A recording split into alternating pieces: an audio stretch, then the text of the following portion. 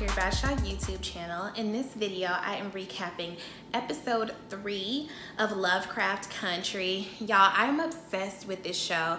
I think it's brilliant in the fullness of the stories that it's telling.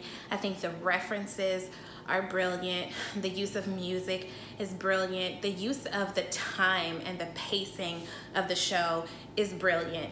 Every episode is like a small movie, and nothing feels rushed, but things don't feel unnecessarily slow. I'm into this show in a way that I didn't think that I was going to be, especially because horror is not my genre. I don't fool with horror like that, but this show I am absolutely obsessed with. So, brief recap, Letty has moved into a mansion, basically, in a predominantly white neighborhood. This house is haunted by the ghosts of 8 black people who were abducted and experimented on and subsequently died in this house at the hands of the previous owner, who was a white doctor who was disbarred for experimenting on humans. There's a very long history of black people's bodies being disposable in this regard in the name of medical advancement.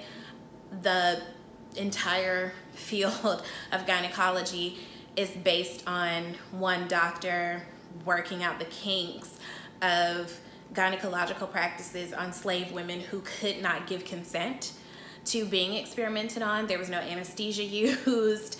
You have Henrietta Lacks. You have the Tuskegee experiment. I even have an older relative who said that there were rumors way back in the day in Atlanta of black people being abducted to be experimented on at a medical school in Atlanta. I don't know how true that is. If anybody knows anything about that, please drop down in the comments and let me know so we can look into it, child. I'm so curious.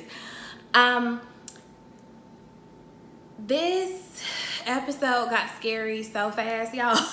Like, I was not prepared. Again, the racism continues to be scarier to me than anything, because when Letty was in the back of that car, I was more afraid of what that white man was going to do to her than what those ghosts were going to do to her. Maybe it's because the ghost was black. I don't know, but that was scary for me. So Tick has been living, it's been a few weeks since Uncle George died. Tick has been living with Hippolyta and Dee, and I love his emotional awareness that he can tell that he's kind of worn out his welcome in their home, and asks his dad Montrose if he can stay with him for a bit.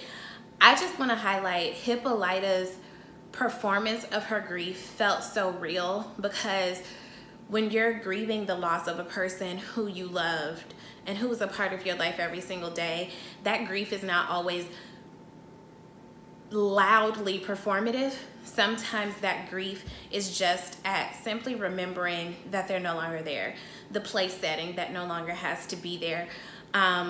Even the thing with the mug, her turning the mug over, I couldn't tell if she was saying that Uncle George used to put mugs down like that, or if he used to do it in the correct way. And someone asked her, oh, is it that he, does Tick remind you of George? And so once again, kind of hinting at Tick's actual father, because something else that I noticed in the intro when they were recapping the previous episode, there is a part where Christina tells Tick, during this ceremony, my dad is going to open the gates of Eden and he'll heal your uncle. When she was saying the uncle, was she referring to George or Montrose? Because Uncle George died and Montrose lived. So when she said that her dad was going to heal his uncle, who was she talking about? Does that mean that Uncle George, did he somehow get healed? Is he still with us? Like, I have questions. Despite what the Ouija board said, I have questions about that. So circle back to that. But yeah, I just thought that quiet, reserved grief was just so much more indicative of what grief actually looks like. It's not always, Esther Roll in Good Times dropping that bowl and screaming, damn, damn, damn. Sometimes it's just, wow, this person really isn't here anymore, and remembering that. Something that I thought was so dope that they mentioned on the podcast. Again, I encourage you guys to listen to the Lovecraft Country Radio podcast. They go into some themes that I miss, that y'all miss. It's some behind the scenes info, references that you may not have picked up on. It's really good. But what they said, we keep seeing Dracula throughout this episode. The Dracula book, you know, I forgot that Letty died. Or I think I knew that Letty died in the previous episode and she was resurrected, you know, like Dracula. But I think I was just so focused on everything else that was happening surrounding that I kind of discounted what it means that she died and came back alive, as she's now a ghost of herself. And we kind of hear her talk about that in the conversation with Tick, where she's like, I thought life was one way, and now I know that it isn't, and I'm still trying to figure out how to feel or how to be. And another thing that they touched on the podcast that I didn't fully drill down on is the fact that Letty is a performative person. Her activism is performative, which her sister calls her out on. You bought this house because you want it to be for the community, but the only people living here are your friends, artists and writers and stuff like that. Like, think this through a little bit more, and you're a selfish person. You know, you want to be a good person, you want to be a good sister, and you do performative things to show that. And what they said on the podcast is that this episode was really about Letty performing humanity, because she's coming back to terms with what it means to be a human. And I was blown away, because I was like, shit, that makes so much sense. Because if you watched Game of Thrones, Jon Snow had the same sentiments. Jon Snow is a character that got killed and came back alive, and when he came back alive, he felt empty and hollow and was trying to figure life out. And you know, his thing too was, I thought life was one thing and then it's something else, and I don't know what any of this shit means. So we really see Letty exploring what it means to be a whole human person. And yeah, I thought that was just profoundly deep, because I was like, oh, okay, did not pick up on all that. Completely forgot that homegirl fully died. Like, hello?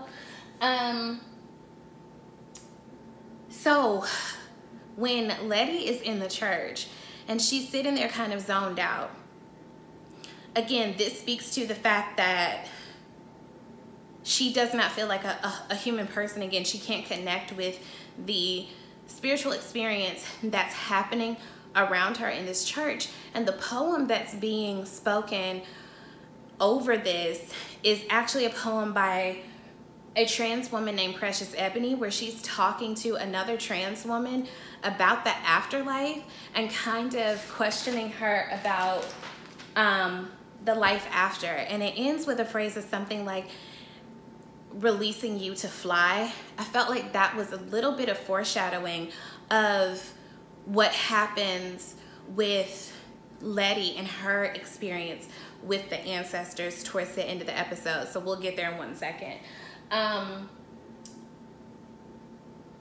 We see that these white people are employing war tactics to try to drive these black people out of the community. The police are in on it. You know, they have horns honking all day and night. Here's my thing.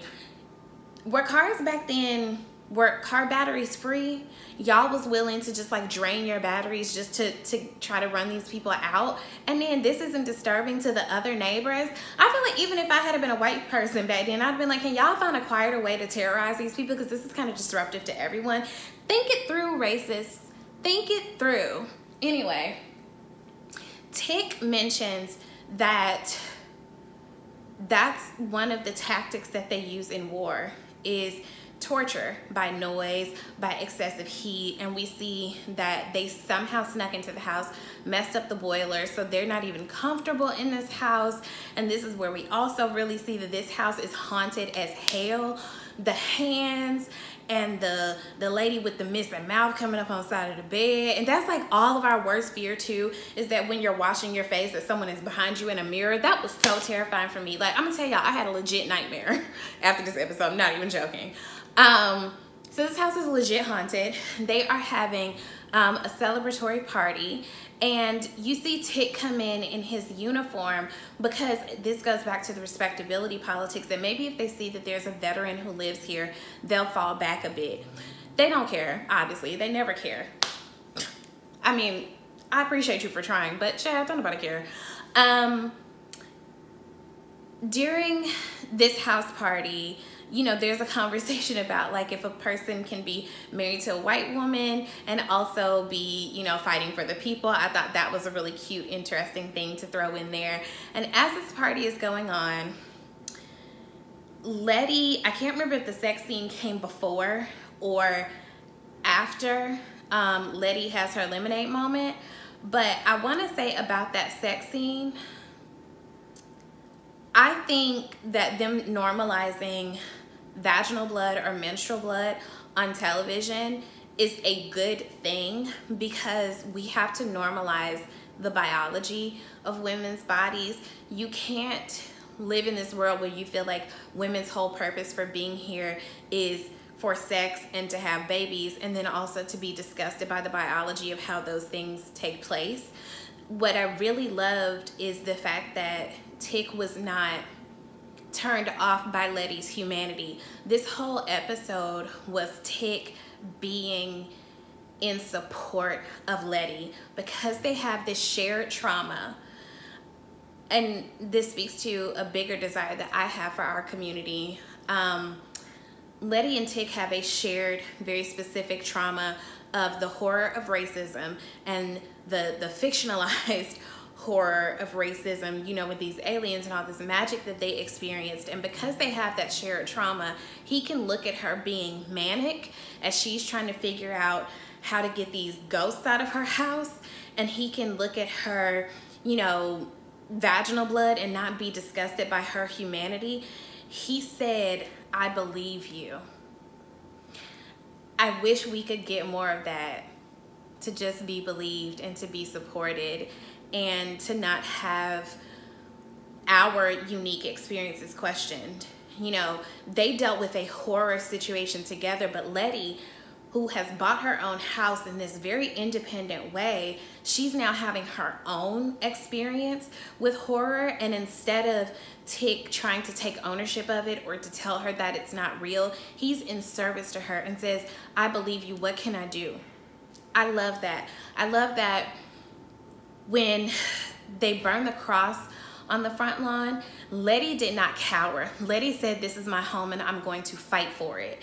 Letty got that baseball bat. I loved the gospel music playing overhead. There was something so empowering about that being the backdrop music to her standing up for herself and busting these windows. She got that bat and those black men got those guns, and they stood back and let her do her thing. They didn't tell her, "Chill out, we got this." They didn't stop her. They just stood back and supported and protected. And there was an organization to it that Ruby, you know, swerved around in the car. They threw the weapons in the car. Ruby drove them off. I was like, okay, organized. Loved it. We also see that Letty, you know, gets arrested, and this police officer is asking her if she knows the history of this house. And while this man is trying to scare and torture her, what he's actually doing is giving her information for her to investigate what the hell is happening in her house, which I really liked. But I was also really terrified of what that man was going to do to her. I don't know if y'all picked up on the Emmett Till reference when the kids were playing with the Ouija board. The little boy who asked, I feel like I'm about to get emotional. The little boy who asked, "Am I gonna have fun on my trip?" And the answer on the Ouija board is no. That was Emmett Till. They called him Bobo, which was Emmett Till's actual nickname. And he was asking about his trip that he was going to take that was ultimately going to be where he was murdered. And I saw that on Twitter, that people made that connection, even down to the tie. He was wearing the same tie. My initial reaction to finding out that they made that reference was I felt that it was maybe in poor taste and it was a bit heavy-handed, but them making reference to that is no more horrifying than what actually happened to that baby who just thought that he was gonna go visit his family and he never came back.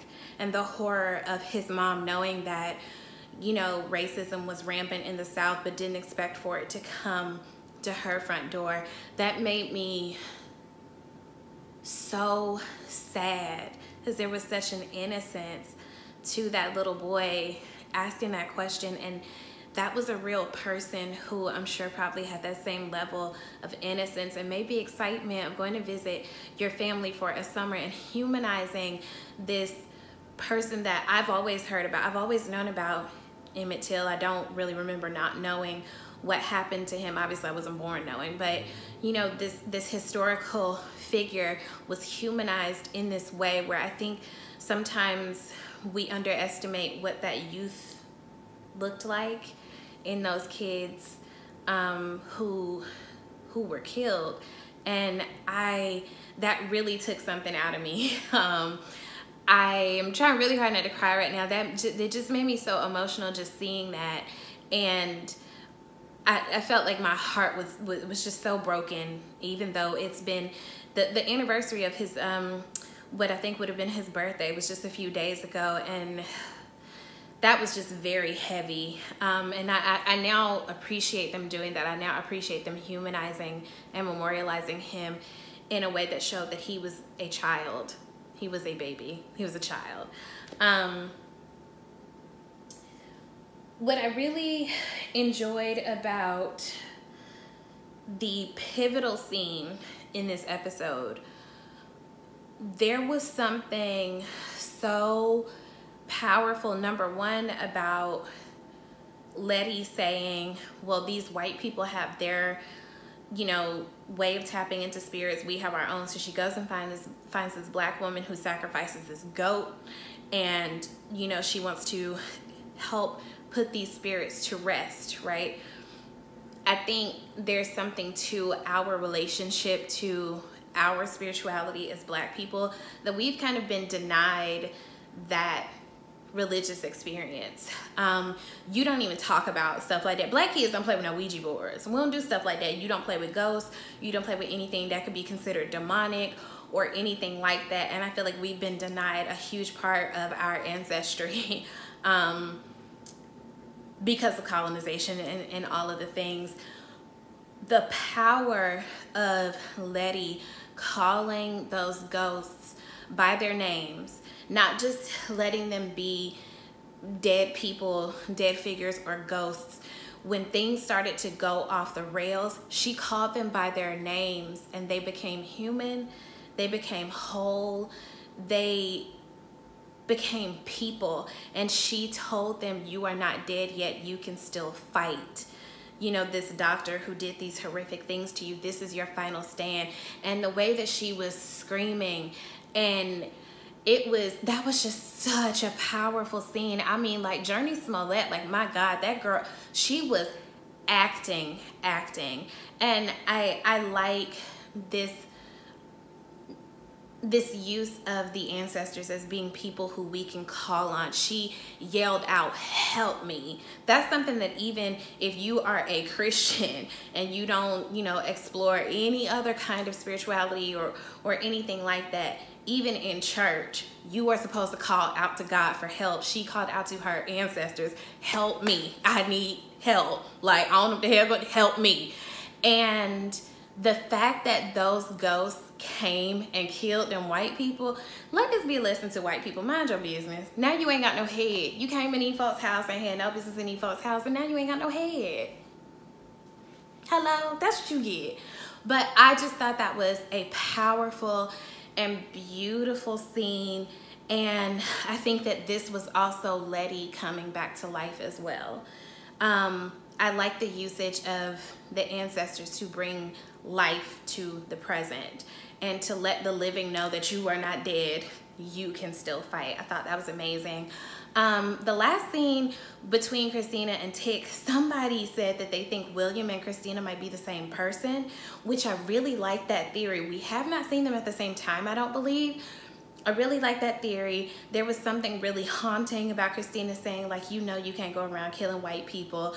That ownership of white women, the ownership of that privilege in that way, ooh, it was something icy about that. And I understood where Tick was coming from, but I too was like, nigga, you can't kill this lady. How you gonna get away with it? So we'll see what happens as a result of that. I just knew she was about to kill Tig. I just knew it. Or that she was gonna let them windows up and she was gonna play victim or something. When she opened the blinds, that she was gonna like scream or something. I don't know, but it was great. Great episode. Great exploration of a lot of different themes. I can't wait until the next one. This recap has gone on quite long, so I'm gonna go now.